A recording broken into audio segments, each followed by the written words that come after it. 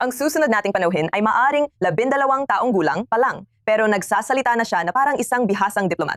Kamakailan lang, si Amitay Pearl ay nagkaroon ng viral na pagpupulong kasama si US Ambassador sa Israel, Mike Huckabee. Ipinakita ni Amitay ang kanyang kahanga-hangang kaalaman sa kasaysayan at internasyonal na ugnayan at ibinahagi ang ilan sa kanyang napaka-ambisyosong mga plano para sa kanyang hinaharap. Panuurin natin.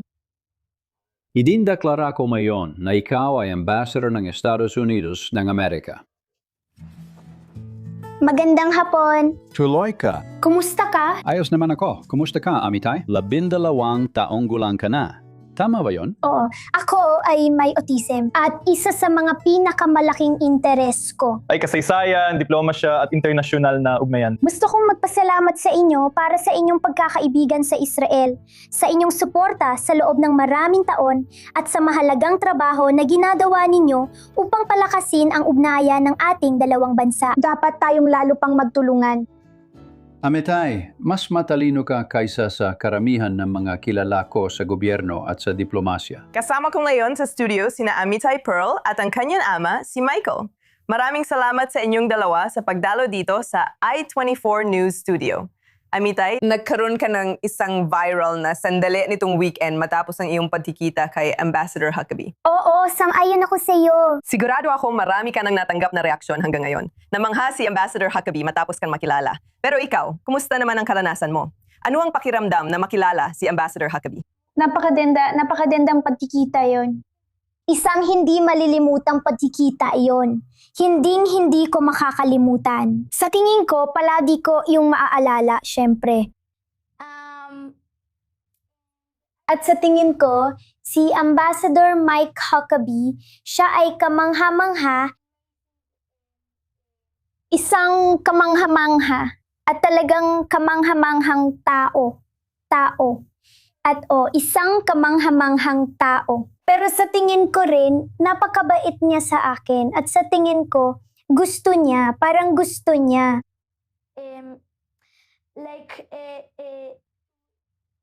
Na makasama ako sa meeting. At napakaganda ng meeting at talagang Warm meeting. magiliw ang meeting pero nakakatawa rin ang meeting. Oo, sigurado ako marami siyang natutunan mula sa iyo. Marami kang daladalang impormasyon. Kailangan kong sabihin, hindi lang ang ambassador ang namangha. Namangha rin ako nung nakita tayo sa labas ng studio agad-agad. Sabi mo, kilala kita. Sabi niya, kilala kita mula sa interview mo sa Somaliland. Yun ay ilang buwan na ang nakalipas. Oh. Kaya agad ako namangha sa'yo. Gaano ka nakatagal interesado sa patakarang panlabas at ugnayang pandigdig? Sa tingin ko, matagal na akong interesado sa mga paksang ito. At gusto ko lang din sabihin na nung nakilala ko si Mike Huckabee, ang ambasador, siya ay naging napakabait sa akin. Pero sa tingin ko, nakakatawa din siya kasi nakita niyang nagbibiro ako. At kung tatanungin mo rin tungkol sa mga paborito kong paksa, gusto ko ang diplomasya at politika. At sa tingin ko, dahil nakita niyang interesado talaga ako sa mga paksang ito, at ayon may bata na interesado sa mga ganitong paksa. Kaya siya ay napakabait na embahador at nakakatawa. Pero sa tingin ko, hindi naman talaga siya ganoon sa totoong buhay. Michael, anong pakiramdam mo na makita ang anak mong nakaupo sa tapat ng US Ambassador at tayang makipag-usap, magkaroon ng malalim na pag-uusap? Anong pakiramdam mo habang pinapanood mo yun? Una sa lahat, kailangan kong sabihin na talagang nainggit ako. Tama naman. Siguradong sigurado. Ibig ko sabihin, tagahanga na ako ni Mike Huckabee kahit bago pa siya naging ambassador. At palagi kong gustong makilala siya. Pero nung meeting, hindi man lang ako nakapagsalita dahil gusto kong ibigay sa kanya ang pagkakataon. Pero seryoso, napakagandang karanasan yon. Sobrang proud ako. Magandang naging usapan nila. Nakakuha pa siya ng ilang balita. Alam mo na, mga interesting na lihim na detalye mula sa ambassador. Ano ang scoop na nakuha mo? Anong balita? Nag-usap sila tungkol sa iba't ibang bagay tungkol sa Abraham Coordinate. Oh. At alam mo, pinag-uusapan natin ang Abraham Accords. At sa tingin ko, ito rin ito rin sa mga paksa ng politika at diplomasya. At sa tingin ko, yun ay dahil gusto ko ang mga paksang ito. Matagal ko na silang gusto gaya ng sabi ko at ito at alam mo may mga batang may ibang hilig na mahilig sa football. Hindi ko alam mga Mga influencer. influencer. Karamihan Ano sa yun? mga 12 anyos na yon, interesado sila sa TikTok, mga influencer at football. Mga single sa football sa isang sarsa ng pakikinig sa mga kanta ng ilang mga single. Sa tingin ko, kaya ng lahat ng bata gawin ang gusto nila. Pero gusto kong sabihin sa mga batang gumagawa nito sa Israel at sa buong mundo na sa tingin ko, Paul, kailangan mo ring matutunan ng kaunti tungkol sa mga paksa ng politika at diplomasya dahil napakaganda at napakahalagang mga paksa ito.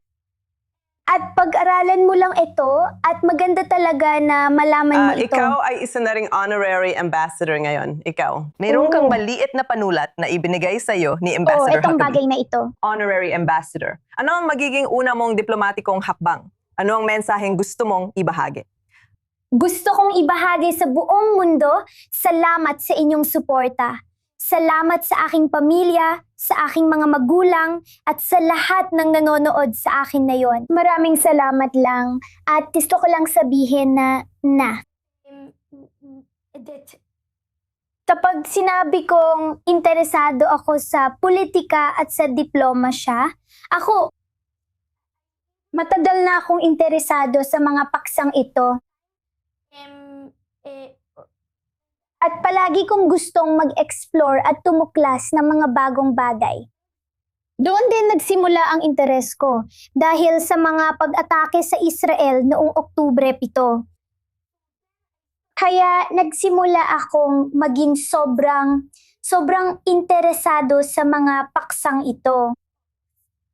At sa hinaharap, ano ang layunin? Kapag lumaki ka, ano ang gusto mong maging? Sinasabi ko ito sa kahit sino. Sa lahat, pasensya na. Gusto kong maging susunod na punong ministro ng Estado ng Israel. Pero kung pwede kong sabihin ang ilang mga layunin na meron na hindi naman sobrang laki ng mga layunin, sasabihin ko na gusto kong maging diplomat at talihim ng ugnayang panlabas. At gusto kong makilala ang mga bagong embahador na sumusuporta sa Israel. Oo, tiyak na nakikita kong lahat ng ito. Nakikita ko itong mangyayari sa hinaharap mo. Anyos ka pa lang. Mahaba pa ang tatahakin mong landas, pero napakaganda ng simula mo, Amitay. At para sa pagtatapos ng panayam na ito, gusto ko lang magpasalamat sa lahat ng mga leader ng mundo na sumusuporta sa Israel. Na kinukondena ang mga teroristang pag-atake sa Israel. Salamat at talagang maraming salamat sa inyo dahil doon. At kailangan nating palakasin ang ating pakikipag-ugnayan sa lahat ng mga bansa na sumusuporta sa Israel. Talagang mas magaling kang magpahayag ng iyong mensahe kaysa sa karamihan ng mga politiko. At Amitay, Michael, marami kang dapat ipagmalaki, syempre. Salamat sa pagbabahagi ng iyong mensahe sa amin na yun, Amitay. Salamat. Maraming salamat.